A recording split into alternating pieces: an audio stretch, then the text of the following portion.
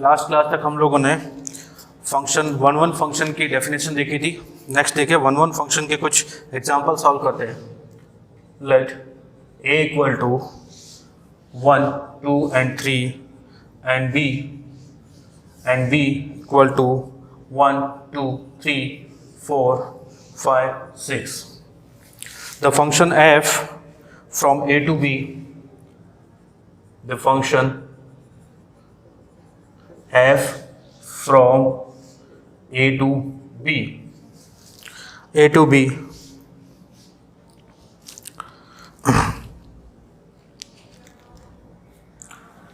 f equal to क्या क्या है 1, 2, 2, 3 और 3, 2। एक ये फंक्शन है। दूसरा g जो क्या है 1, 1, 2, 5 और 3, 4। चलिए अब देखते हैं कौन कौन सा 1, 1 हो सकता है, कौन कौन सा नहीं। f फंक्शन देखिए, इसकी इमेज क्या है 2, 2 की इमेज 3 और 3 की इमेज भी 2। दोनों की इमेज सेम है, अब ध्यान दें। 2 की इमेज 3 और 3 की इमेज 2, 1 की इमेज भी 2। ये फर्स्ट प्लेस पे जो एलिमेंट है अगर वो दोनों इक्वल आते हैं तो फंक्शन होता ही नहीं है। लेकिन जितने भी ऑर्डर पेयर है उसके अंदर सेकंड एलिमेंट है वो इक्वल आता है तो वो 1, 1 नहीं होता। ये दोनों इक्वल आ गए तो f is not 1, 1। Order pair में हम लोग इस तरह से बताते हैं, अगर फर्स्ट जितने भी ऑर्डर पेयर है उसमें से कोई भी दो ऑर्डर पेयर का फर्स्ट एलिमेंट इक्वल आता है तो वो फंक्शन नहीं होता। लेकिन सेकंड ऑर्डर पेयर अगर इक्वल आता है तो वो 1, 1 नहीं होता। अब इसको देखें, 1 इस 1, 2, 3, 1, 2, 3 तीनों अलग है। अब इसकी इमेज 1 है, इसकी 5 की 4 है, तीनों अलग अलग है। तो ये फंक्शन g है वो 1, 1 होगा। g is 1, 1। क्यों 1, 1 होगा? क्योंकि कोई भी एलिमेंट सेकंड वाला है वो रिपीट नहीं हो रहा है, सबकी यूनिक इमेज है। चलो अलग अलग इमेज है। तो इस तरह से ऑर्डर पेयर के जो अगर कुछ क्वेश्चन गिवन हो तो हम बता सकते हैं वो 1, 1 कब होगा और 1, 1 कब नहीं होगा। देखिए नेक्स्ट इसमें क्या गिवन है, नंबर ऑफ 1, 1 फंक्शन। या एक छोटा सा एग्जांपल इन्होंने और दिया है कि f of x equal to x square from f r to r such that f r to r के अंदर क्या ये फंक्शन 1, 1 है? नहीं, क्योंकि f ऑफ -4 की वैल्यू भी 16 आएगी और f ऑफ 4 की वैल्यू भी 16 आएगी। तो f r to r is not 1, 1, but अगर मैं बोलता हूं कि f r plus 2r, r plus 2r, अब भी क्या 1, 1 होगा? बिल्कुल 1, 1 होगा। अब ये 1, 1 हो जाएगा क्योंकि इसमें -4 तो आ ही नहीं सकता। f of 1, f of 2, f of 3 इन सब की वैल्यू अलग अलग वैल्यू आएगी। कोई भी ऐसे दो पॉइंट नहीं होंगे जिनकी सेम वैल्यू मिलने वाली, क्योंकि नेगेटिव तो सारे हटा दिए। अब f of x equal to x square है वो 1, 1 फंक्शन हो जाएगा। तो समझ आया 1, 1 फंक्शन। डोमेन को रीडिफाइन कैसे 1, 1 बनाया जा सकता है क्योंकि सारा गेम इस डोमेन पे ही है। नेक्स्ट है number of 1, 1 function. Number of 1, 1 function कितने होंगे उसको समझते हैं। अगर आपसे पूछ लिया जाए कि ए के अंदर कुछ एलिमेंट दे दिया जाए, बी के अंदर कुछ एलिमेंट दे दी जाए और आपसे पूछ लिया जाए कि इससे कितने नंबर ऑफ 1, 1 फंक्शन बन सकते हैं तो आप कैसे बताओगे? चलिए इसके लिए एक छोटा सा एग्जांपल देता हूँ। मैं बोलता हूँ कि एक सेट ए है और एक सेट बी है। इसके अंदर एलिमेंट जो है ए, बी, सी, डी 1, 2 और 3, ठीक है। एक दूसरा फंक्शन है A to B, A B C D 1, 2, 3, 4 और 5। अब मैं बोलता हूं कि इससे मुझे 1, 1 फंक्शन बनाना है और फंक्शन बनाना है तो इस ए की कोई ना कोई इमेज चाहिए, बी की भी इमेज चाहिए, सी की भी इमेज चाहिए। अब डी की इमेज मुझे इन तीनों में से कोई एक सिलेक्ट करनी पड़ेगी क्योंकि फंक्शन बनाना है तो हर एलिमेंट की कोई ना कोई इमेज चाहिए। तो आपने किसी एक को भी चूज कर लिया। अब देखिए दो एलिमेंट की सेम इमेज आ गई तो ये 1, 1 फंक्शन नहीं हुआ, नॉट वन वन फंक्शन। किस केस में? जब number of elements in A is greater than number of elements in B. जब कोई function A to B defined है और number of element in A ज्यादा हो जाते हैं number of element in B से, तो आप वन वन फंक्शन बना ही नहीं सकते। अब इस केस को देखिए, ये हो गया फंक्शन है तो हर एलिमेंट की कोई ना कोई इमेज चाहिए, इमेज मिल गई। अब इस केस में क्या है? Number of elements in A is less than number of element in B. तो आप वन वन फंक्शन बना सकते हो? बना सकते हो बिल्कुल। क्या अगर ये नहीं होता तो भी बन जाता? बिल्कुल बन जाता। मतलब अगर वन वन फंक्शन बनाना है ए टू बी, तो number of elements in A वो लेस देन और इक्वल टू होने चाहिए number of element in B. तो ये है वो वन वन फंक्शन है, ये वन वन फंक्शन है। ठीक है, अब number of one one function होंगे कितने उसके लिए समझे। मैं क्या करता हूं, जैसे मान लो यहां पे 5 था, अब मैं बोलता हूं कि मुझे वन वन फंक्शन बनाने हैं। मैं इसको यहां से लिखता हूं ए बी सी डी, और ये दूसरा है 1 2 3 4 और 5। अब मुझे ए की इमेज चाहिए, इन पांचों में से कोई भी एक सिलेक्ट कर सकता हूँ। ए की इमेज ये मैंने सिलेक्ट कर ली मेरी इच्छा से। तो ए के पास इमेज चूज करने के 5 वेज है। अब बी के पास, फिर वो 3 पे नहीं जा सकता, नहीं तो 1 1 नहीं होगा, मैनी टू 1 हो जाएगा। अब बी के पास 4 ही ऑप्शन थे, बी के पास 4 वेज है।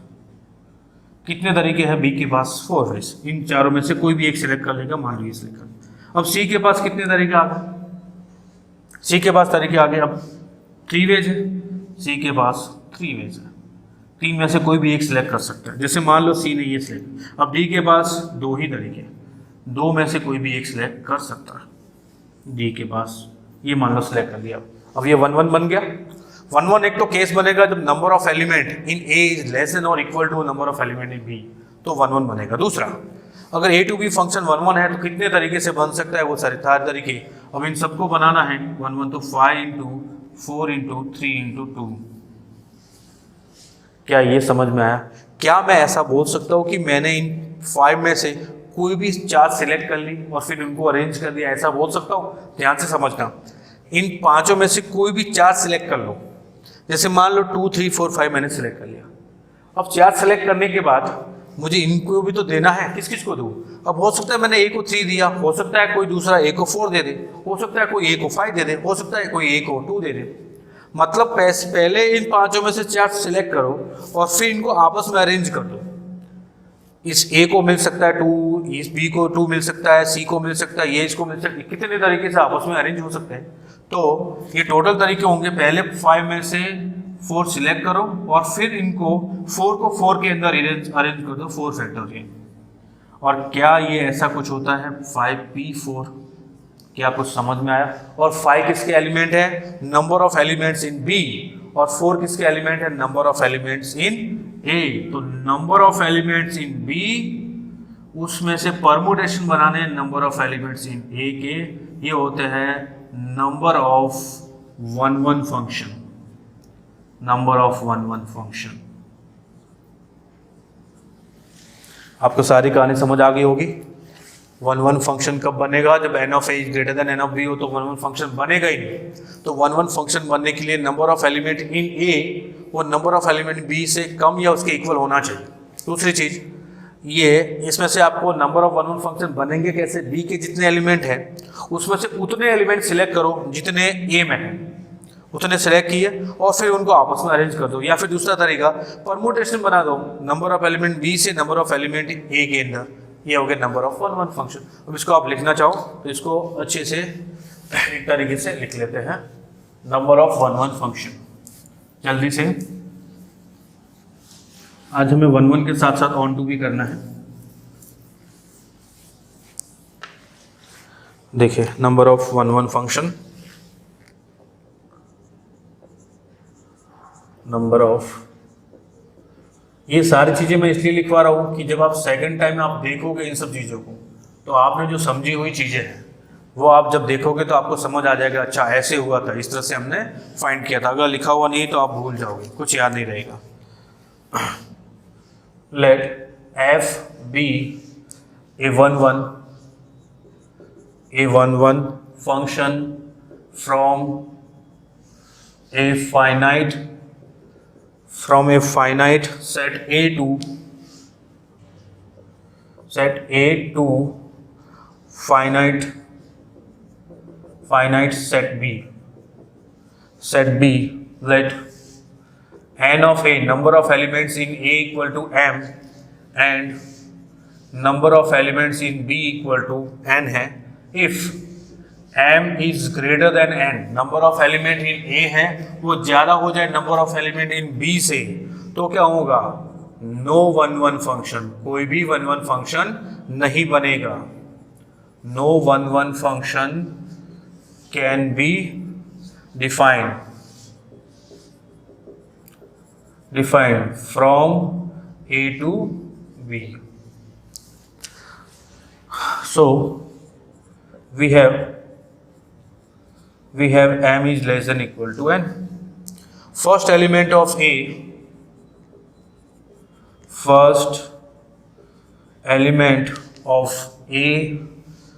can be associate to an element of B in n ways. First element है ए का, वो बी के अंदर n में से किसी भी एलिमेंट के साथ अटैच हो सकता है. And second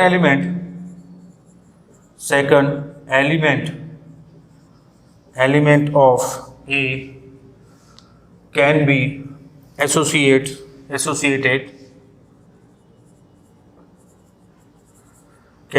associated to an element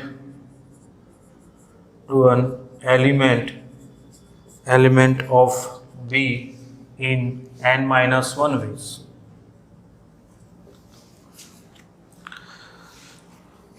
In the same way last element nth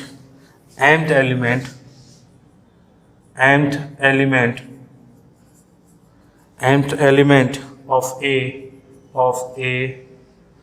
can be associated to an element of B in m-1 ways. Total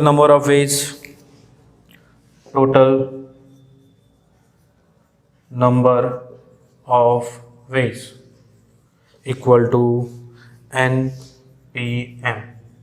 तो ये होंगे total number of one one function. Note करें एक बार इसको.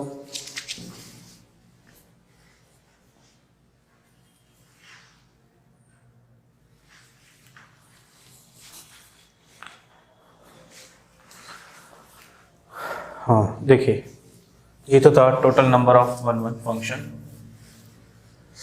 ये पूरी theory इसलिए लिखवाई है ताकि आप जब नेक्स्ट टाइम देखो तो आपको सब ध्यान में.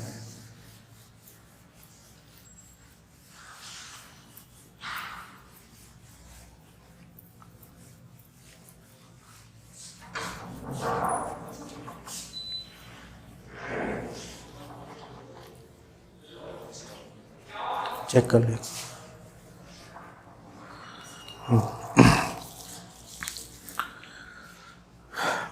देखिए, अब कुछ चीज़ें हैं जिनको आप समझ लें. नोट, फर्स्ट है a linear function is always one one function. Linear का मतलब ऐसा फंक्शन जिसमें वेरिएबल की पावर है वो वन हो. जैसे 3x - 5, 2x + 5, जैसे 5x - 1, इस तरह के फंक्शन है वो हमेशा लीनियर वन वन फंक्शन होते हैं. इसमें हर एलिमेंट की यूनिक इमेज होती है और कोई भी दो एलिमेंट की एक इमेज नहीं बनती. दूसरा, a continuous function which is always increasing increasing और डिक्रीजिंग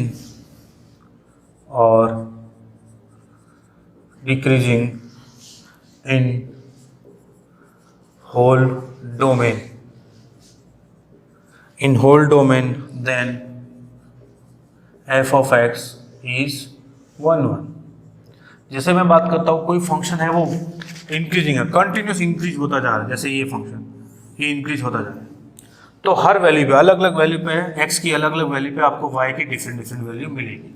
कोई भी दो x की वैल्यू पे सेम वैल्यू नहीं मिलने वाली। अगर कोई फंक्शन ऐसा है, मान लो ये इंक्रीज हो रहा है और बाद में डिक्रीज हो रहा है, तो ऐसे में क्या होगा, x की एक ही दो अलग अलग वैल्यू पे y की सेम वैल्यू मिल जाएगी। जब भी किसी फंक्शन के ग्राफ के अंदर एटलीस्ट वन, कम से कम एक मैक्सिमा या मिनिमा बन जाता है तो वो फंक्शन 1 1 नहीं रहता है। लेकिन अगर फंक्शन कंटिन्यूस इंक्रीजिंग है या फिर कंटिन्यूस डिक्रीजिंग है तो वो फंक्शन के अंदर x की अलग अलग वैल्यू पे y की अलग अलग वैल्यू आपको मिलेगी, तो ये 1 1 बन जाएगा। ये x की डिफरेंट वैल्यूज पे y की डिफरेंट वैल्यूज। तो आपको अगर ये भी पता कर सकते हो कि फंक्शन है वो कंटिन्यूस है या डिक्रीजिंग है या इंक्रीजिंग है कंटिन्यूस, तो वो फंक्शन क्या बन जाएगा, 1 1 बन जाएगा। और लीनियर फंक्शन तो 1 1 होते ही है। Geometrical interpretation of 1 1 real function, geometrical interpretation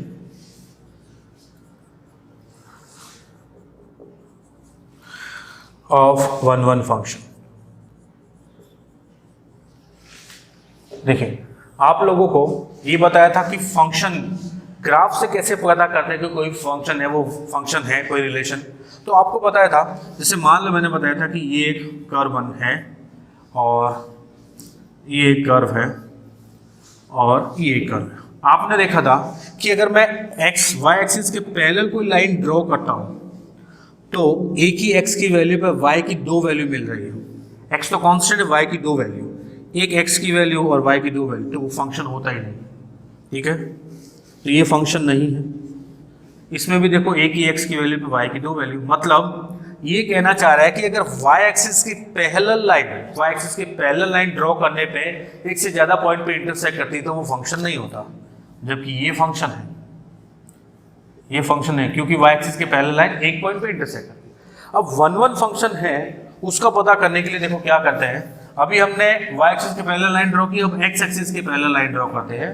जैसे मैं बोलता हूँ एक ग्राफ है, कर्व है ऐसा और एक कर्व है ऐसा,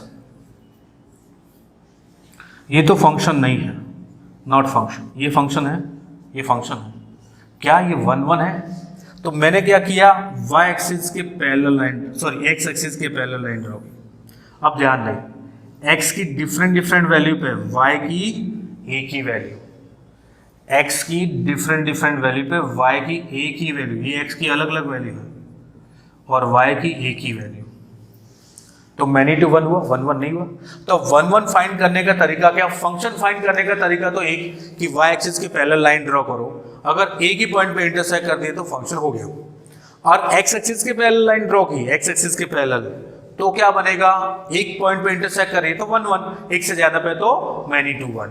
अब ये याद कैसे रखोगे, याद ऐसे रखना है कि y एक्सिस के पैरेलल लाइन ड्रॉ करो, y एक्सिस के पैरेलल एक से ज्यादा, तो आपको पता है कि एक x की वैल्यू पे y की दो वैल्यू मिल रही है तो फंक्शन नहीं होता वो रिलेशन। तो y के पैरेलल दो पॉइंट पे इंटरसेक्ट मतलब y की दो वैल्यू, y के पैरेलल का मतलब y के पैरेलल दो पॉइंट पे इंटरसेक्ट हो y की दो वैल्यू, y की दो वैल्यू फंक्शन नहीं होता है। x के पैरेलल तो x की दो वैल्यू, x की दो वैल्यू पे y की एक ही वैल्यू, x के पैरेलल x की दो वैल्यू, x की दो वैल्यू तो 1 1 नहीं होगा लेकिन फंक्शन होगा। फंक्शन x टू y चलता है, x की अलग अलग वैल्यू पे y की एक ही वैल्यू है तो फंक्शन तो होगा लेकिन 1 1 नहीं होगा। और x की एक ही वैल्यू पे y की अलग अलग वैल्यू तो फंक्शन ही नहीं होगा। तो y के पैरेलल एक से ज्यादा, तो y की बहुत सारी वैल्यू, फंक्शन नहीं। x के पैरेलल एक से ज्यादा इंटरसेक्ट करता है, x की बहुत सारी वैल्यू, तो 1 1 नहीं। समझ गए? चले, अब ये चीज थी ज्योमेट्रिकल इंटरप्रिटेशन के अंदर हमें ये देखना है कि अगर मैं एक्स एक्सिस के पैरेलल लाइन ड्रॉ करता हूँ तो एक से ज़्यादा पॉइंट पर तो इंटरसेक्ट नहीं कर रही। चलिए देखते हूँ। A function is 1 to 1 if and only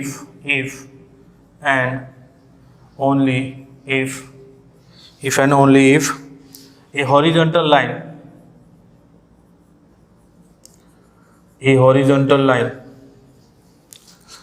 intersect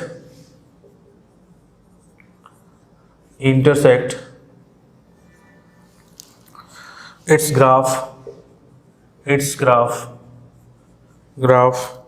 at most once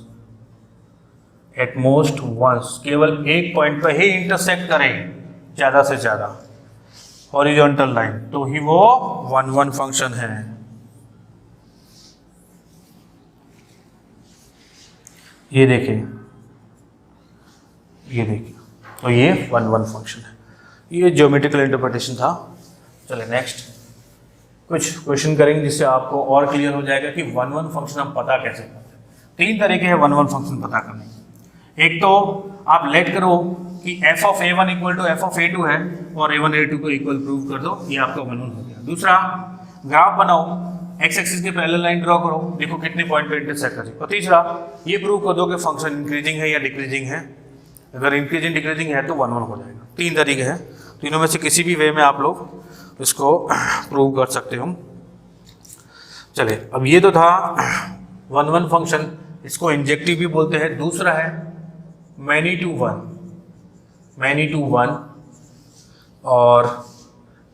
one function जो कि इंजेक्टिव नहीं है। मैनी टू वन कौन सा होगा? जो 1 नहीं है वो मैनी टू वन फंक्शन। चलो इसको लिख देते हैं फटाक से। A function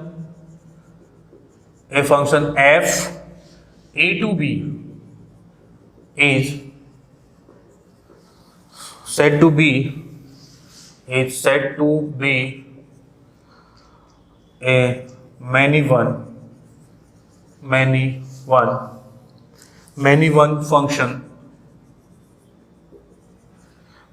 function if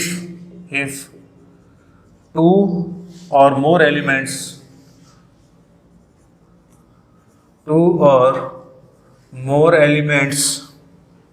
of A have the same image in B. Thus f a to b is many one if for x1 comma x2 belongs to A and f of x1 equal to f of x2 but x1 is not equal to x2। मतलब कम से कम 2 element ऐसे हो जिनकी एक ही image हो B में।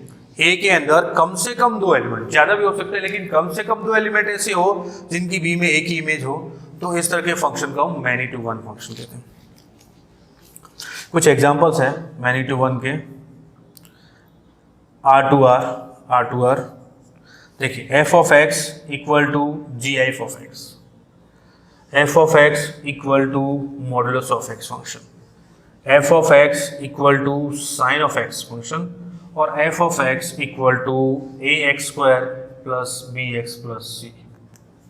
ये सारे फंक्शन मैनी टू वन है। कैसे? देखो, जी फंक्शन देखें, जी फंक्शन का ग्राफ कुछ इस तरह का होता है।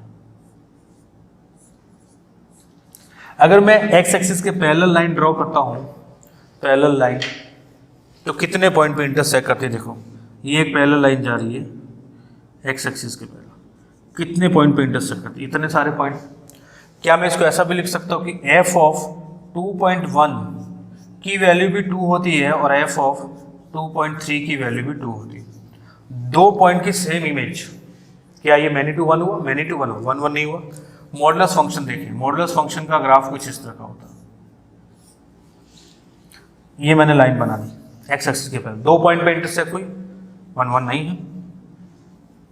एफ ऑफ -1 की वैल्यू भी 1 और एफ ऑफ 1 की वैल्यू भी 1, दो अलग अलग एलिमेंट की एक ही इमेज 1। साइन एक्स, देखो साइन एक्स का ग्राफ कुछ इस तरह का होता है। अब मैं यहाँ पे एक लाइन ड्रॉ करता हूँ, ये लाइन एक्स एक्सिस के पहले कितने पॉइंट पे इंटरसेक्ट करती है, बहुत सारे पॉइंट पे इंटरसेक्ट करती है, यहाँ पे यहाँ पे यहाँ पे। जैसे मैं बोलता हूँ कि एफ ऑफ π/4 की वैल्यू 1/√2 और एफ ऑफ 3π/4 की वैल्यू भी 1/√2, दो अलग अलग एलिमेंट सेम इमेज क्या होंगे, many to one. ax plus B X plus C का ग्राफ पैराबोलिक कर्व होता है इस तरह का, इसमें भी एक्स एक्सिस की पैरेलल लाइन ड्रॉ करोगे तो दो अलग अलग पॉइंट पे सेम इमेज। तो ये कुछ एग्जांपल है मैनी टू वन फंक्शन, जो 1 1 फंक्शन तो है लेकिन 1 1 नहीं है तो मैनी टू वन होगा। ऐसा नहीं हो सकता कि फंक्शन भी है और 1 1 भी नहीं हो, मैनी टू वन भी, ऐसा नहीं हो सकता। या तो 1 1 होगा या फिर मैनी वन होगा। मैनी वन है तो 1 1 नहीं होगा, 1 1 है तो मैनी वन नहीं होगा, लेकिन दोनों में से कोई एक होगा अगर वो फंक्शन है तो। नेक्स्ट देखें,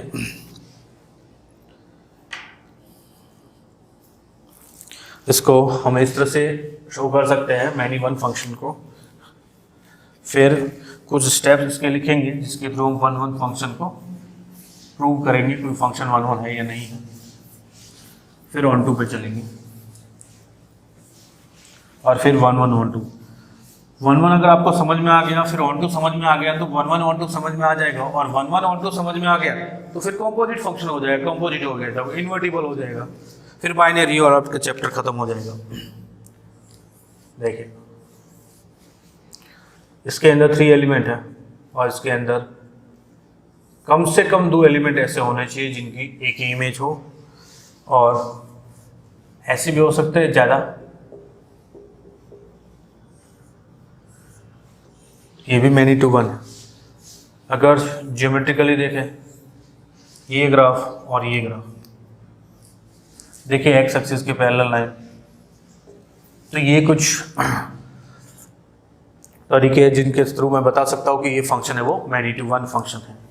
चलिए अब कुछ इंपॉर्टेंट नोट्स है जो आपको ध्यान रखना है, क्वेश्चन डिस्कस करते हुए आपको बताऊंगा कि ये क्यों ध्यान रखना है। जब क्वेश्चन डिस्कस करेंगे तो ये बहुत काम आएंगे। कुछ इंपॉर्टेंट नोट्स हैं मैनी टू वन और 1 1 फंक्शन से related. First, any continuous function which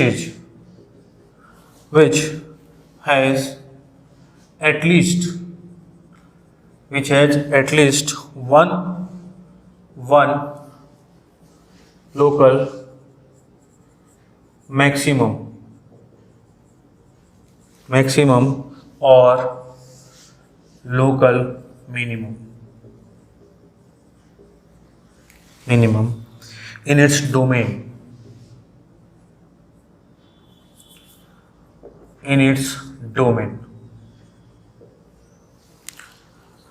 then f of x is many one function.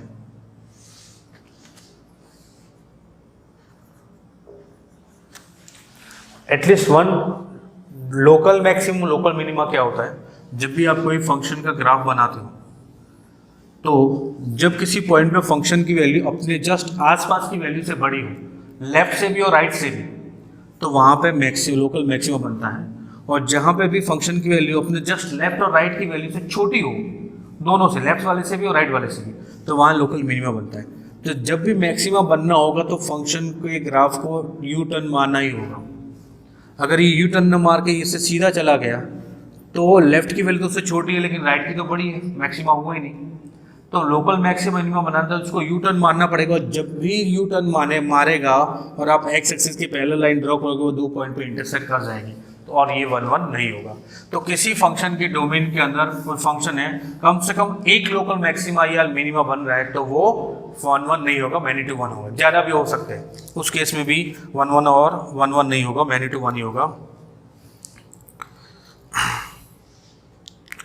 If a function, second point, if a function is 1 1 1 1, it cannot be many one. It cannot be many one, and vice versa.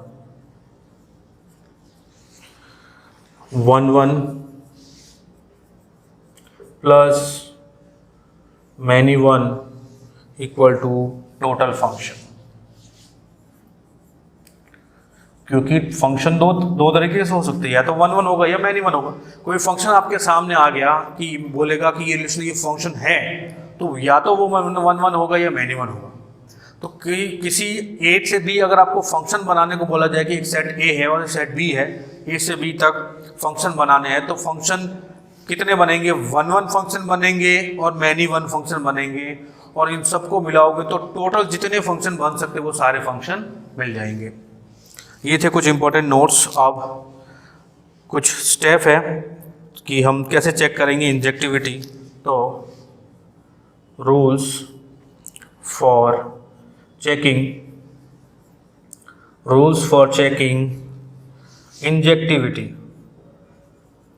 Injectivity of function f from a to b। ए से B तक injectivity कैसे check करनी, इसके rules है।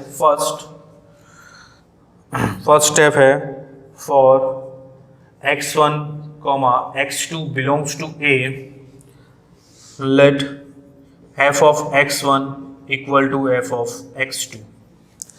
Second step है, solve the equation f of x1 equal to f of x2। And third step है, if we get x1 equal to x2, then f is injective, otherwise not।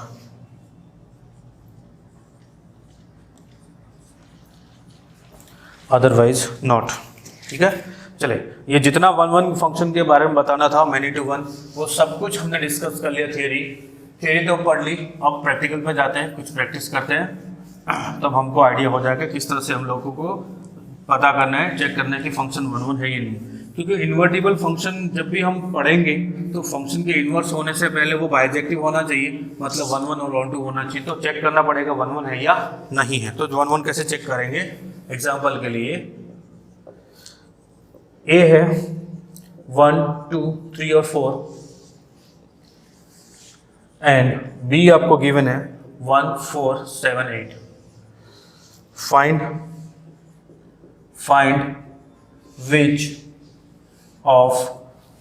which of the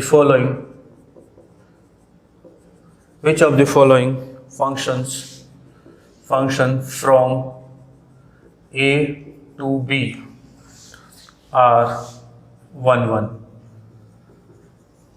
देखिए, हम लोगों ने हर तरह के function या जितनी तरह की चीज़ें पढ़ी है उसके अंदर सबके अंदर ऑर्डर पेयर को जरूर समझें। तो यहाँ पे भी देखिए, अगर ऑर्डर पेयर की फॉर्म में फंक्शन गिवन है, ऑर्डर पेयर की फॉर्म में, तो कौन सा ऑर्डर पेयर वाला फंक्शन है वो 1 1 होगा, कौन सा नहीं होगा, उसको डिस्कस करना है। तो फर्स्ट है आपके पास f a to b define as f of 1 equal to 1, f of 2 equal to 4, and f of 3 equal to 4, f of 4 equal to 8।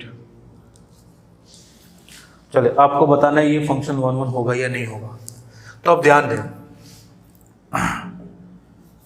Since f of 2 और f of 3 इन दोनों की वैल्यू इक्वल है, 2 की भी 4 है, 3 की भी 4 है, but 2 is not equal to 3। समझ में आ रहा है? f of x1 और f of x2 तो इक्वल है, लेकिन x1 और x2 इक्वल नहीं है। तो ये फंक्शन कैसा हो जाएगा? मैनी टू वन 1 1 नहीं होगा। कैसे पता चला? मोर देन वन एलिमेंट है सेम इमेज, एक से ज्यादा एलिमेंट की एक ही इमेज है, 2 और 3 की सेम इमेज है। नेक्स्ट देखिए, ऑर्डर पेयर के अंदर हम कैसे पता करते हैं फंक्शन है वो 1 1 है या नहीं है। Define as f of 1 equal to 4 equal to 4, f of 2 equal to 7, f of 3 equal to 1 and f of 4 equal to 8। ध्यान दें 1 2 3 4 इन सभी एलिमेंट की इमेज आ गई। क्या सभी इमेज अलग अलग है? बिल्कुल अलग अलग। तो ये फंक्शन क्या हो जाएगा 1 1, ये फंक्शन हो जाएगा 1 1। क्यों? Because of not same image of any two elements in A के कोई भी दो एलिमेंट्स की सेम इमेज नहीं है। नंबर 3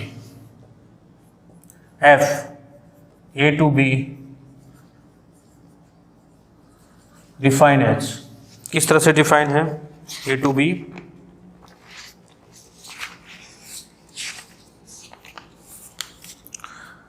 बस इतने ही थे। नेक्स्ट देखिए,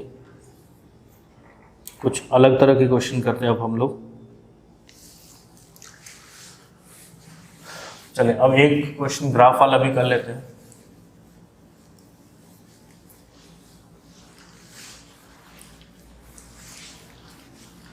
ये तो ऑर्डर पेयर से हम लोग पता कर सकते हैं कौन कौन से फंक्शन 1 1 है, कौन कौन से नहीं है।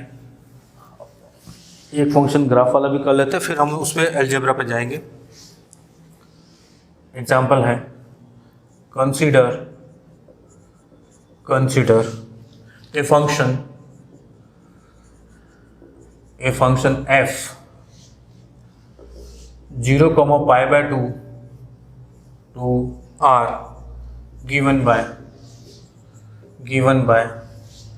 f of x equal to sin of x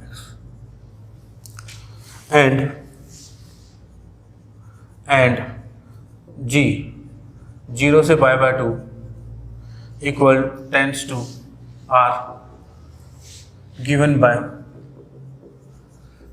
by g of x equal to cos of x, show that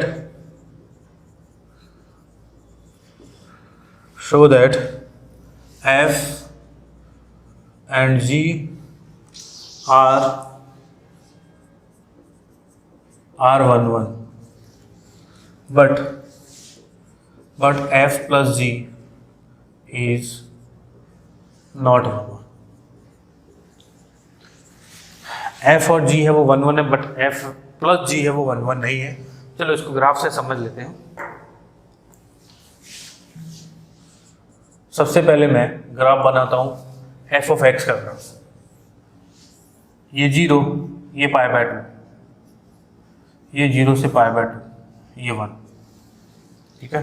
दूसरा g of x का ग्राफ, ये f of x का ग्राफ है, ये g of x का ग्राफ, ये 0, ये π/2। अब देखिए मैं लाइन ड्रॉ करता हूँ x एक्सिस के पैरेलल। क्या कोई भी लाइन एक से ज्यादा पॉइंट पे इंटरसेक्ट कर रही? नहीं, तो ये 1 1 हो गया। ये जो फंक्शन है वो 1 1 फंक्शन है, 1 to 1। क्या इसमें कोई भी लाइन x एक्सिस के पैरेलल एक से ज्यादा पॉइंट पे इंटरसेक्ट कर रही है? नहीं, तो ये फंक्शन भी एक 1 1 फंक्शन हो गया, 1 to 1 फंक्शन, 1 to 1 फंक्शन। अब देखिए f plus g का मतलब f plus g of x वो हो जाएगा sin x plus cos of x, और इसका तो आप जानते हो क्या होता है, √2 into sin of x plus π/4। इसको हम ऐसे लिख सकते हैं। अब देखें ये ग्राफ आपको भली बात ही अच्छे से जानते हो इस ग्राफ को कि ये -π/4 से स्टार्ट करते हैं हम लोग, और ये 1 आता है, इधर √2 आता है, ये इधर π/4 आता है, इधर π/2 आता है, इधर 3π/4 आता है। अब समझे -π/4 पे -π/4 प्लस π/4 0, साइन 0 की वैल्यू 0, 0 पे x की वैल्यू 0 पे साइन π/4 1/√2 1/√2 into √2 1 0 पे 1 पे पहुंच जाता है। Pi by 4 plus pi by 4 pi by 2 sine pi by 2 1 into root two ये रूट 2 पे पहुंच जाता है। फिर पाई बाय 2 पे pi by 2 plus pi by 4 3 pi by 4 3 pi by 4 1 by root 2 1 by root 2 into root 2 1, तो ये यहाँ पे 1 पे आ जाता है। फिर से 3 pi by 4 plus pi by 4 pi sine pi 0, ये 0 पे आ गया। चले हमको कहाँ से कहाँ तक देखना था, 0 से पाई बाय 2 तक, ये रहा 0 और ये रहा पाई बाय 2, हमको यहाँ तक देखना था। अब देखिए इसके अंदर अगर मैं x एक्सिस के पैरेलल कोई लाइन ड्रॉ करता हूँ तो क्या वो 2 पॉइंट पे इंटरसेक्ट कर रही है। देखो ये सारी लाइन जो x एक्सिस के पैरेलल वो एक से ज़्यादा पॉइंट पे इंटरसेक्ट कर, तो ये फंक्शन कैसा होगा, मैनी टू वन, 1 1 नहीं होगा, मैनी टू 1 फंक्शन होगा। ठीक है, तो इस तरह से ग्राफ के थ्रू कुछ क्वेश्चन हम लोग इस तरह से डिस्कस करते हैं। नेक्स्ट देखें, अलजेब्रा वाले क्वेश्चन कैसे डिस्कस करते हैं हम लोग।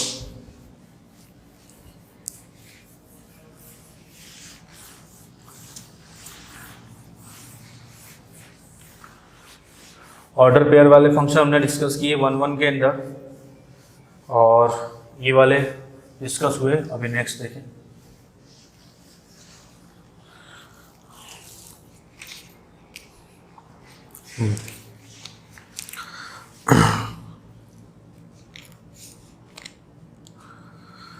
क्वेश्चन है which of the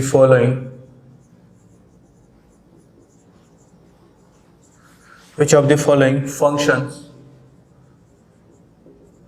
function are 1 1 are 1 1। First है f R2R defined by f of x equal to 4 for all x belongs to R। Constant function कभी भी 1 1 नहीं हो सकते, क्योंकि आप इसमें x की कोई भी वैल्यू पुट करो ये हमेशा 4 ही देगा। मतलब f of 1 पे भी 4, f of 2 पे भी 4, f of 3 पे भी 4, हर वैल्यू पे आपको क्या मिलने वाला है, आपको हमेशा 4 ही मिलने वाला है। देखें इस तरह का फंक्शन है वो कभी भी 1 1 नहीं हो सकता। मैंने बोला कि f of 1 कितना आएगा 4, क्योंकि कोई फर्क ही नहीं पड़ रहा है, यहाँ पे वेरिएबल है ही नहीं, पुट कहाँ करोगे। f of 2 कितना 4, f of 3 कितना 4, सारी वैल्यू पे 4। तो मैं लिख सकता हूँ हियर द images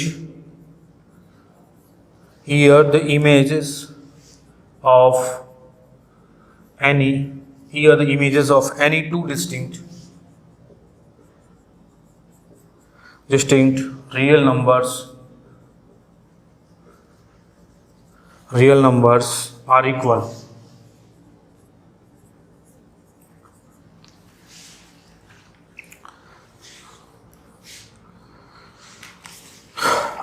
कोई भी दो नंबर है रियल नंबर, उनकी इमेजेस है वो हमेशा इक्वल आएगी। therefore f of x is not 1 1।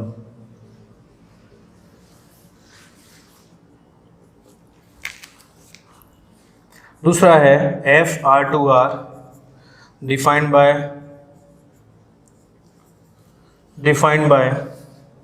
f of x equal to x square plus 7, x belongs to R। अब ये 1 1 है या नहीं वो चेक करते हैं R2R के अंदर। अगर मैं लिखता हूँ f of -2 तो लिखोगे 2 - 2 का square plus 7, 4 plus 7 equal to 11, और f of 2 क्या आएगा 2 का square plus 7 equal to 4 plus 7 equal to 11।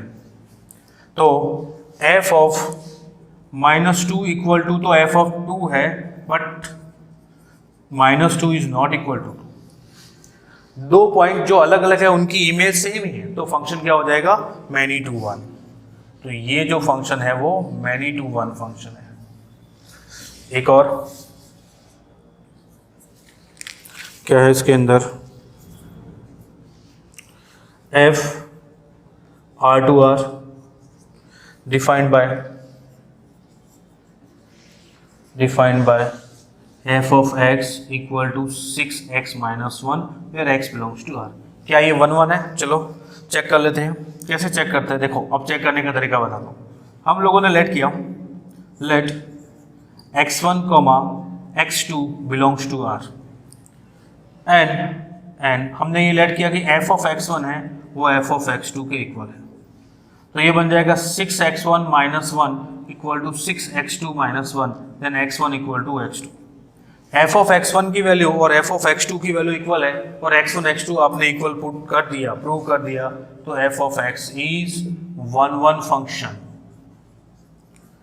दो अगर इमेज, किसी दो अलग अलग पॉइंट की इमेज इक्वल है और दो पॉइंट भी इक्वल हो तो 1 1 फंक्शन हो गया। कुछ और देखिए,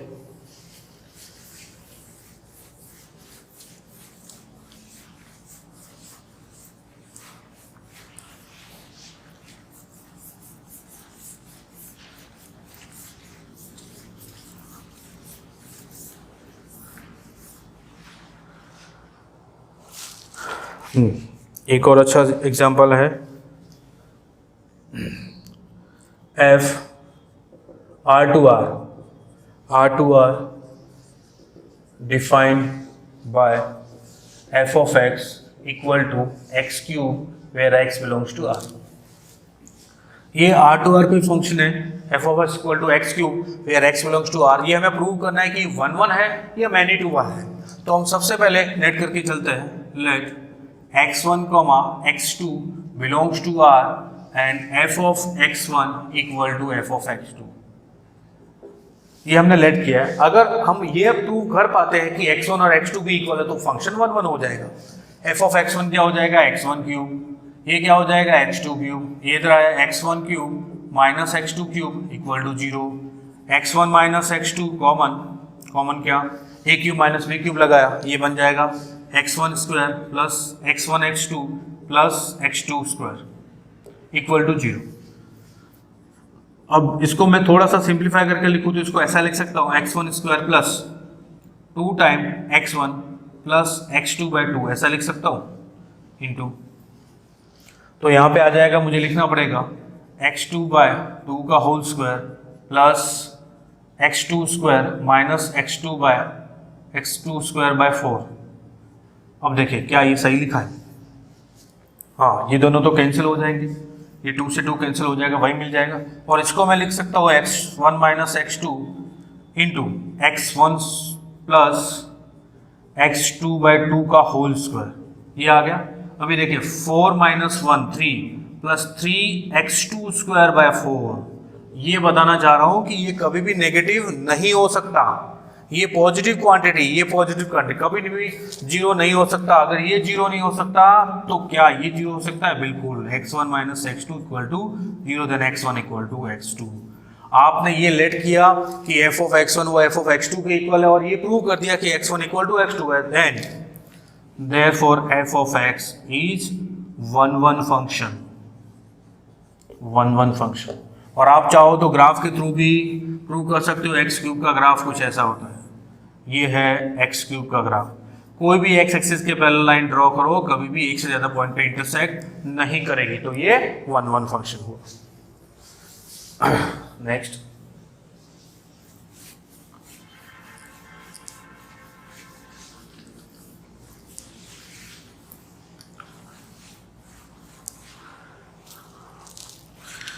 चलो एक और फंक्शन है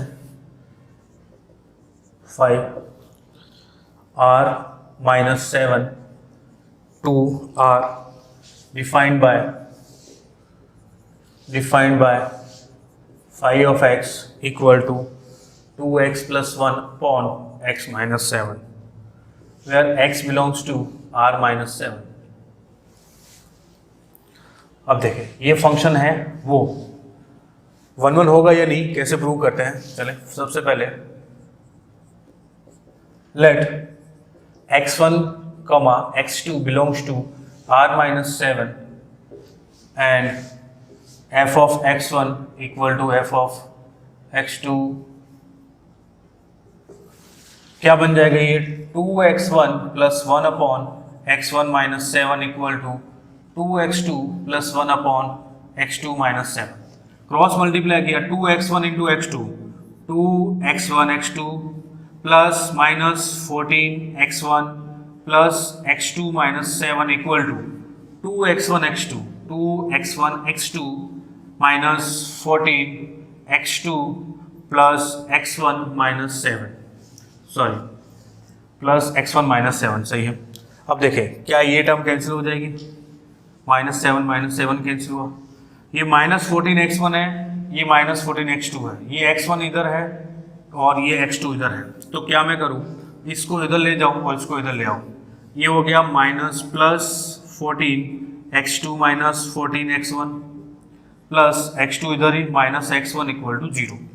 इन दोनों में से 14 कॉमन, क्या बचेगा x2 माइनस x1 प्लस यहाँ से x2 minus x1 equal to 0। इन दोनों में से x2 माइनस x1 कॉमन, तो ये हो गया 14 प्लस 1 15 इक्वल टू 0। तो ये तो 0 हो नहीं सकता, बचेगा क्या, ये 0। तो x2 minus x1 equal to 0, then x2 equal to x1, x2 और x1 इक्वल आ गया। तो function f of x is 1 function. इस तरह से हम लोगों को कुछ फंक्शन गिवन होते हैं तो हमें 1 इस तरह से प्रूव करना होता है। पहले जो उसका डोमेन है उसमें से कोई एलिमेंट लेट कर लिए, तो उन दोनों एलिमेंट पे दोनों की इमेज है फंक्शन की, वो इक्वल पुट कर दी हमने, ये लेट किया कि इक्वल इमेज है वो इक्वल है। फिर हम कैलकुलेशन से ये प्रूव कर देंगे कि वो एलिमेंट भी इक्वल थे, जिनकी इमेज इक्वल है वो एलिमेंट भी इक्वल हुए, तो फंक्शन 1 हो गया। ठीक है, तो हम लोगों ने देखो ग्राफ के थ्रू हम लोगों ने समझा, ऑर्डर पेयर के थ्रू समझा 1 कैसे बनाएंगे, ग्राफ के through sine x plus cos x का ग्राफ और बनाया था, और इसके थ्रू भी समझा x1 x2। अब हम इंक्रीजिंग डिक्रीजिंग के थ्रू भी समझ लेते हैं कि फंक्शन 1 कैसे होता है। ये लास्ट क्वेश्चन है आज के लिए, आपका 1 खत्म हो जाएगा। नेक्स्ट क्लास से हम लोग 1-2 पढ़ेंगे। चलिए लास्ट क्वेश्चन है 1 का। क्वेश्चन क्या है, f of x is a real valued function then which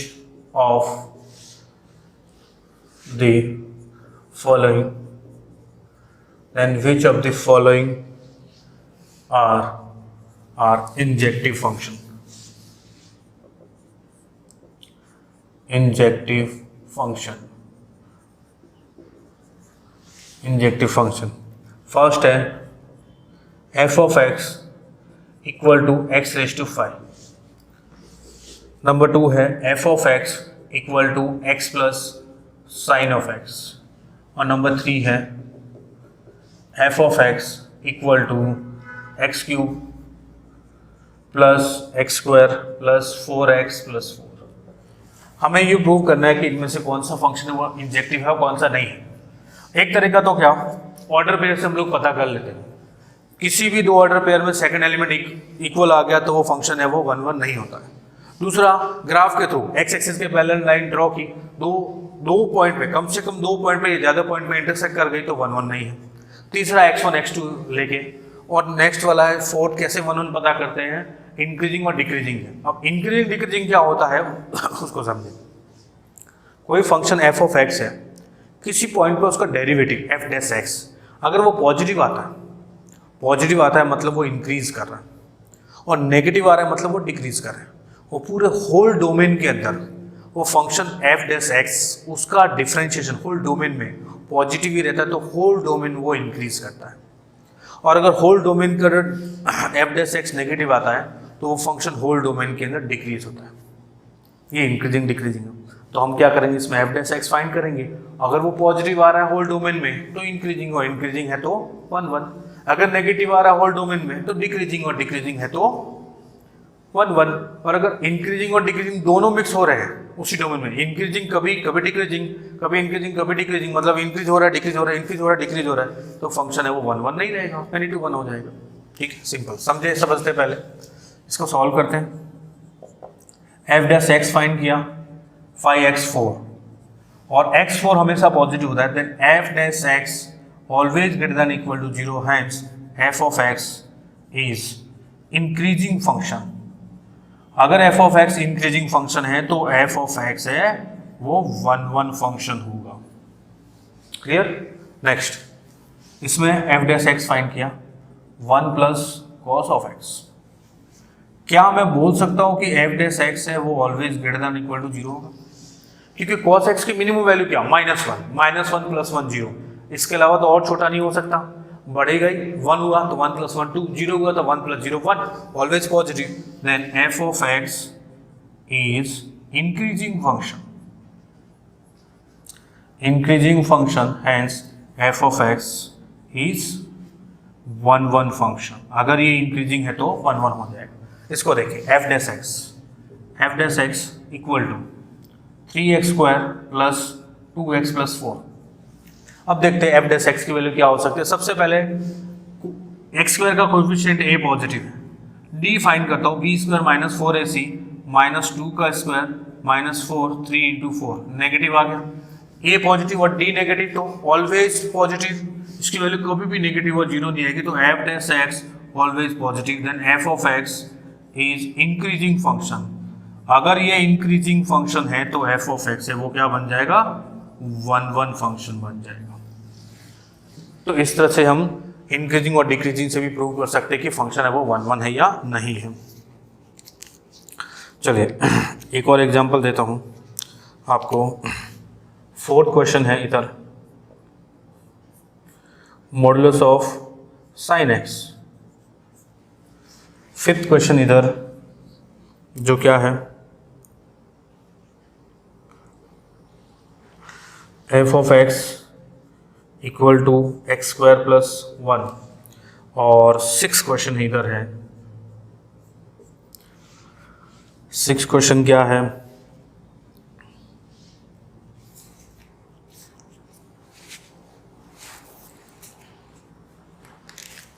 नहीं इतने ही करते। चलिए सबसे पहले modulus sine of x. Modulus sine of x का ग्राफ ही होता है।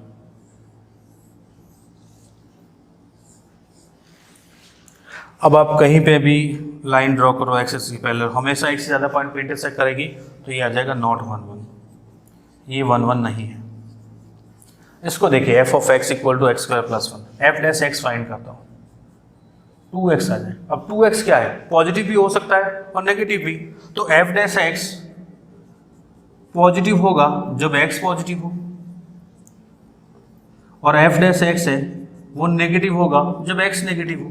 तो फंक्शन है वो पता नहीं चल रहा है कि डिक्रीजिंग है या इंक्रीजिंग है, डिक्रीजिंग भी हो सकता है इंक्रीज भी हो सकता है। जब ऐसा केस आए कि फंक्शन इंक्रीजिंग भी हो सकता है और डिक्रीजिंग भी हो सकता है, तो ये 1 1 नहीं होगा। इस केस में फंक्शन है वो मैनी टू 1 होता है, जब फंक्शन या तो ओनली इंक्रीजिंग हो या ओनली डिक्रीजिंग हो, या तो ओनली इंक्रीज फंक्शन बढ़ता ही जाए तो 1 1 होगा, या फंक्शन डिक्रीज होता जाए तो 1 1 होगा। बढ़ रहा है फिर डिक्रीज हो रहा है फिर इंक्रीज हो फिर डिक्रीज, ऐसे केस में फंक्शन है वो मैनी टू 1 होता है। ठीक है, ऐसे केस में मैक्सिमम मिनिमम बन जाते हैं। Hence f is neither increasing